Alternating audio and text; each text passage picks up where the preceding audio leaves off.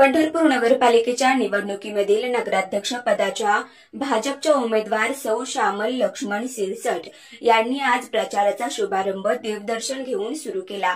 त्यांच्यासोबत त्यांचे पती लक्ष्मण सिरसट त्याचप्रमाणे अनेक कार्यकर्ते प्रचार शुभारंभ प्रसंगी उपस्थित होते।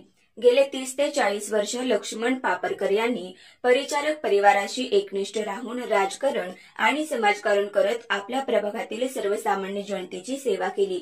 या निष्ठेचे फळ म्हणून त्यांना पंढरपूर नगरपालिकेचे नगराध्यक्ष पदाची भाजपच्या वतीने त्यांच्या पत्नी सौ श्यामल लक्ष्मण सिरसट यांना भाजपने उमेदवारी दिली आहे।